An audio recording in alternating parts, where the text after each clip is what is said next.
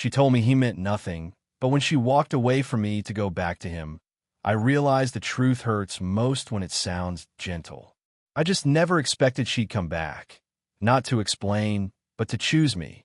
Below is an expanded 500-word version of Keynote 1, keeping the slow burn tone, sensory richness, emotional depth, and age gap dynamics subtle and natural.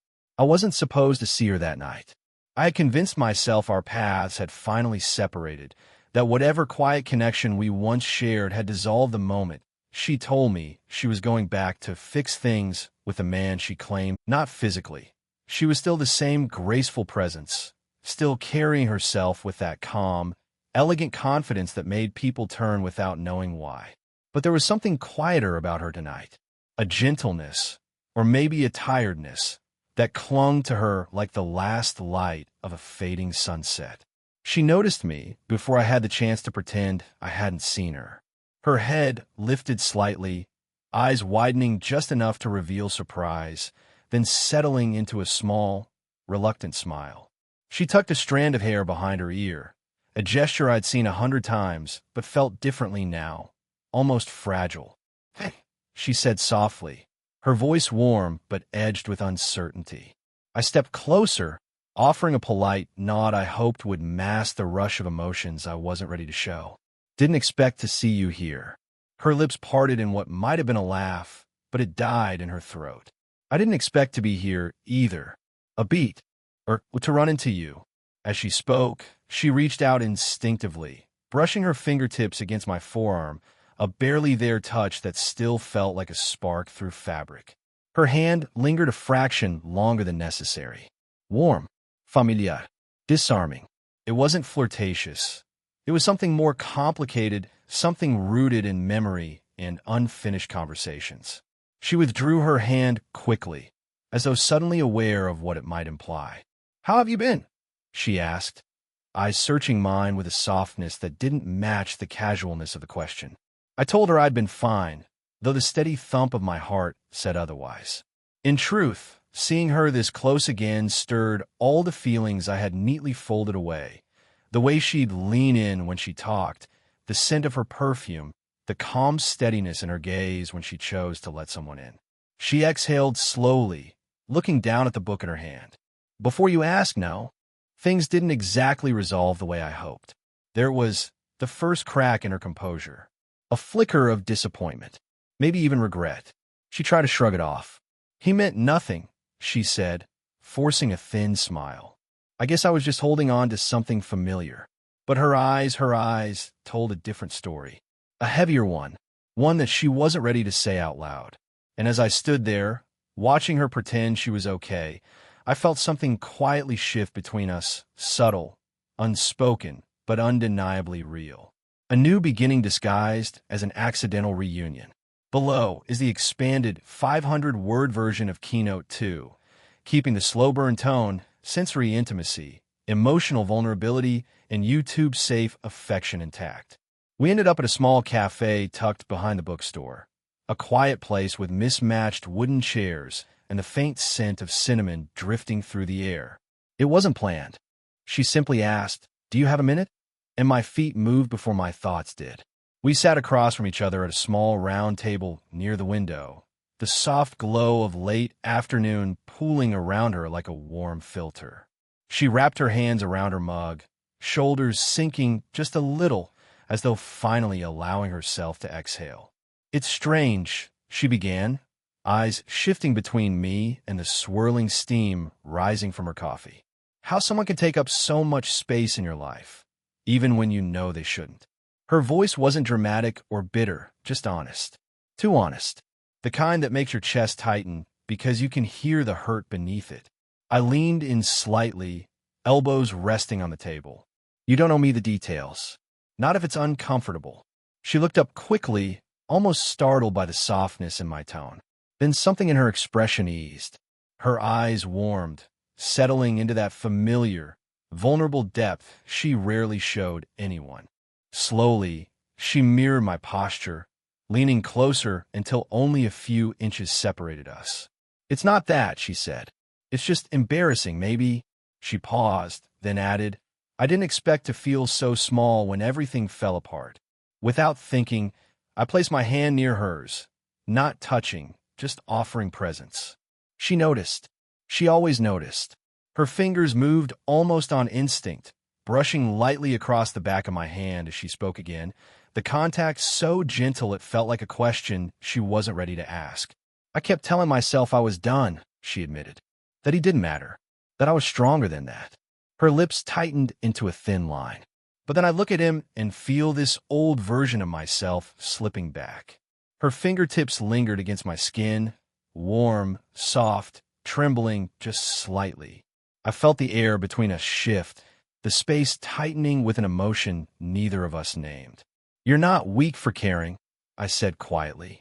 "It just means you tried." She swallowed, her throat bobbing in a way that made her look younger for a moment. Not in age, but in vulnerability. I wish I believed that. A small silence settled between us, but it wasn't uncomfortable. It felt like a pause where two people were learning how to breathe again. She rested her elbows on the table, leaning in until our arms lightly touched. Her voice dropped, almost a whisper. "Being here with you, it feels different. Easy. Safe." Her words sent a slow warmth through my chest, the kind that doesn't flare but spreads in small, steady waves. I could smell her perfume, soft, subtle, with a hint of jasmine. I felt the gentle pressure of her arm against mine. I heard her breath, steady but guarded. And in that quiet cafe, with sunlight brushing against her hair and her honesty settling between us like a fragile offering, I realized something important. She wasn't just talking to me. She was trusting me. And trust, from her, meant far more than anything she had said about the man she claimed meant nothing. Below is the expanded 500-word version of Keynote 3, continuing the slow-burn intimacy, emotional depth, and sensory detail. We left the cafe just as the daylight softened into that gentle, golden hour where everything looks calmer than it really is. The sky had turned a muted peach, and the street lamps flickered awake one by one, their glow catching in the strands of her hair as we stepped outside. She pulled her cardigan a little tighter around her, not because it was cold, but in that instinctive way someone does when they feel exposed emotionally. "Mind walking with me?" she asked. I nodded, though the truth was I would have walked anywhere with her. We fell into step naturally, the soft rhythm of our shoes on the pavement settling into something that felt oddly comforting. Neither of us talked at first. We didn't have to. There was a quietness between us that wasn't empty. It was full of everything we were still trying to understand. The first time our hands brushed, it was accidental. A light, feather-soft touch. But even that brief contact sent a flicker through me. Something warm, something dangerously hopeful. I pretended not to notice, but she did. I could tell by the small exhale she let out, the way her shoulders loosened like she had been holding tension she didn't realize was there. She broke the silence with a small, thoughtful laugh. "I forgot how easy it is to talk to you," she said. "And yet," I replied, trying to keep my voice steady, "you barely said anything." "That's the easy part," she murmured, giving me a sideways look that lingered a second too long. "I don't feel like I have to fill the space with you." There was something softened in her expression, not sadness exactly, but a tired honesty that clung gently to her features. It made her seem even more real, more human, more reachable. I watched her for a moment longer than I should have. The way the evening light traced the slope of her cheek. The way her steps slowed when she was thinking. The way she nudged her arm against mine, lightly, as if testing whether closeness with me still felt natural. It did, to both of us. At one point, she stopped walking. Not abruptly, but gradually, like her thoughts had grown too heavy to carry forward. She looked out at the quiet street, then down at her hands, then back at me. When she spoke, her voice was soft, almost hesitant. I didn't realize how much I missed feeling understood. The vulnerability in her tone hit somewhere deep in my chest, a place I'd been trying to guard. Without thinking, I shifted a little closer. She didn't move away. Instead, she let her arm rest against mine, her shoulder gently brushing me with each breath. In that moment, It hit me with surprising clarity. I wanted more. Not in a reckless, impulsive way, but in a slow, steady pull I couldn't ignore anymore. I wanted her laughter warming the quiet moments. I wanted her honesty even when it hurt. I wanted the way she looked at me when she felt safe. I wanted to be the person she trusted, not the person she returned out of habit. She turned her face toward me, her eyes soft but searching. "You okay?" she asked. I swallowed, steadying the rush of emotions rising in my chest. "Yeah," I said quietly, "just trying to understand what this is." She didn't answer. Instead, she stepped just a little closer, close enough that I could feel the warmth of her arm against mine, close enough that the air between us felt charged in a way neither of us dared to name. And that was the moment I knew. This wasn't casual. This wasn't coincidence. This wasn't nothing. I wanted her slowly, deeply, and in a way I couldn't pretend away anymore. Below is the expanded 500-word version of Keynote 4, capturing heartbreak, emotional conflict, and slow-burn tension with sensory-rich, YouTube-safe intimacy. The shift didn't happen all at once. It came slowly, quietly, the way winter creeps into fall before anyone is ready to admit the cold is settling in. At first, her messages simply arrived later than usual. A few minutes became an hour, then several hours. I try not to think too much about it. People get busy.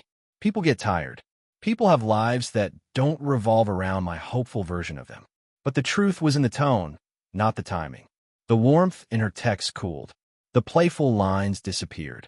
The little emojis she used without thinking, the ones that felt like small winks only meant for me, faded too. Soon, her words felt like she was writing from a distance, so wide I could barely see her on the other side. When she finally called, her voice sounded controlled. Neat.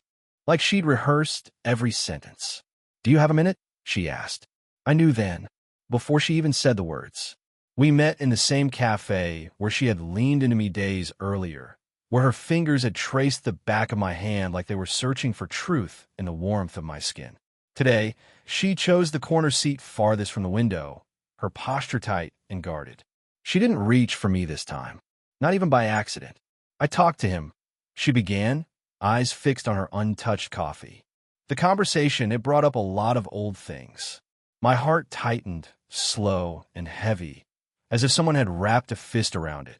She kept talking, though her voice trembled just enough to betray her calm facade.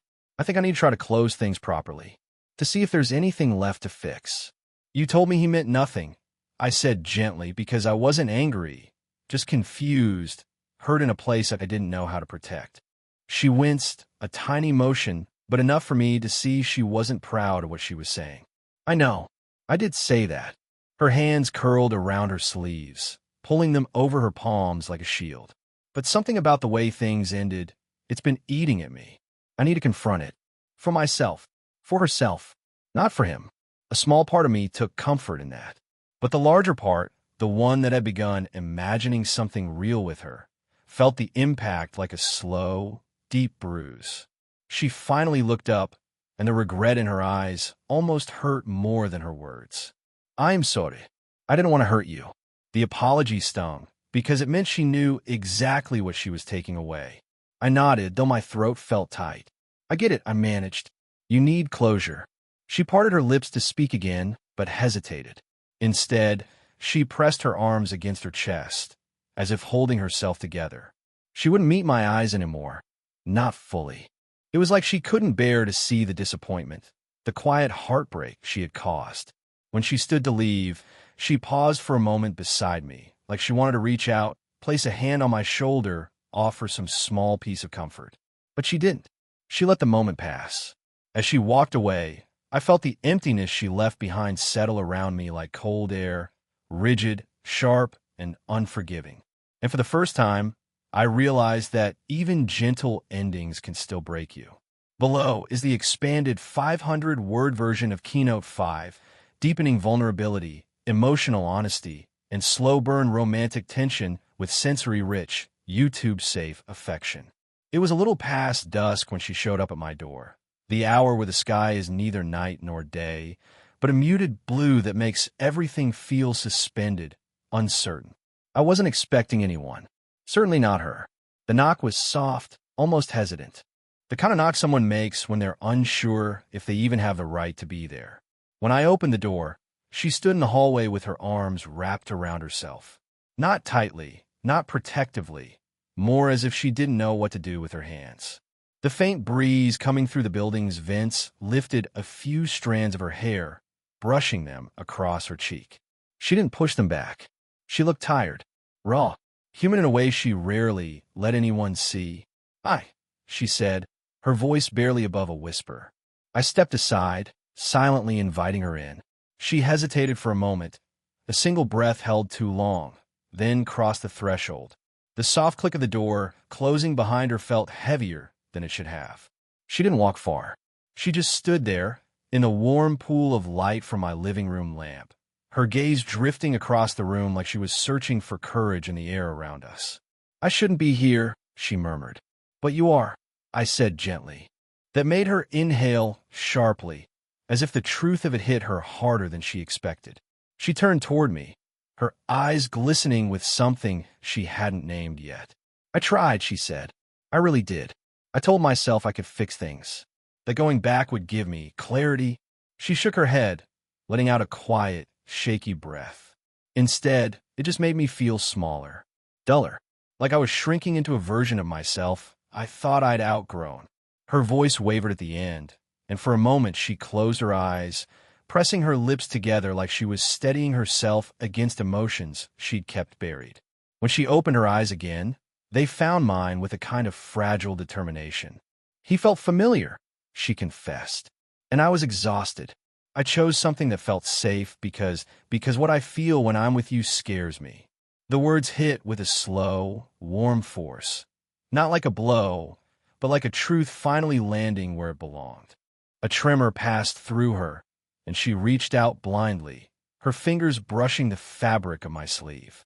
The touch was so light it was barely there, yet it carried the weight of everything she hadn't said for weeks. "I didn't go back because I wanted him," she whispered. "I went back because I panicked, because I didn't know how to handle this." Her hand lingered on my sleeve, curling slightly, as if holding on to something that grounded her. I could feel her hesitation, her fear, and her hope all mingling in that small, trembling touch. I stepped closer, slowly, giving her space to move away if she needed to. She didn't. Instead, she breathed in sharply. Her shoulders she swallowed hard, her eyes locked on mine. "Because I realized the thing I'm most afraid of losing is you." In that moment, standing inches apart in the quiet warmth of my living room, it didn't matter that her voice trembled or that her touch was uncertain. What mattered was the truth finally settling into the space between us. Honest, imperfect, and real. Below is the expanded 500-word version of Keynote 6, deepening emotional honesty, mutual vulnerability, and slow-burn closeness with sensory-rich, YouTube-safe affection. We moved to the couch almost naturally, as if both of us instinctively sensed that standing in the middle of the room made everything feel too fragile, too exposed. The couch offered a softer kind of space, one where truths could land without shattering. She sat first, easing onto the cushion with a quiet exhale, her hands folded in her lap. I could see the tension in her fingers, the way they pressed lightly against each other, as if trying to keep her thoughts from spilling out all at once. I sat beside her, leaving just enough space to be respectful, but close enough that she could feel my presence. Not demanding, just there. The room was warm, lit only by a single lamp casting a soft amber glow across her profile. It made her look almost dreamlike, not ethereal, but human in a way that invited understanding rather than distance. For a long moment, neither of us spoke. Then she broke the silence with a breath that sounded as if she'd been holding it for weeks. "I should have trusted what I felt with you the first time," she said quietly. "But I didn't know how to let myself want something new." I turned slightly toward her, giving her my full attention. She noticed. Her shoulders dropped just a little, as if that tiny gesture alone gave her permission to continue. "I didn't know you'd be hurt," she added, her voice softer now. "Or maybe I did, and I just didn't let myself see it, because I was scared. Her honesty carved a slow ache through my chest. Not painful, but deep. I reached out, resting my hand gently near hers. Not touching yet, just close. An invitation rather than an assumption. She looked down at the space between our hands, and after a moment of hesitation, she threaded her fingers through mine. Her palm was warm, her grip soft at first, then more secure. The way someone holds on not because they're claiming something, but because they're afraid to let go again. I was hurt. I admitted, my voice barely above a whisper. But I understood why you did it. I just didn't know if I was supposed to wait for you or move on. A small, shaky laugh escaped her. And yet you opened the door for me tonight. I smiled faintly. Some part of me hoped you'd come back. She shifted closer, so subtly it felt like a sigh rather than a movement. Her knee brushed mine, her shoulder finding a resting place just shy of my own. Slowly, she let her head tilt toward me, stopping when her temple hovered near my shoulder, close enough that I could feel the warmth of her breath. You make me feel safe, she whispered. Not comfortable, safe. There's a difference. I lifted my free hand, brushing a stray strand of hair behind her ear.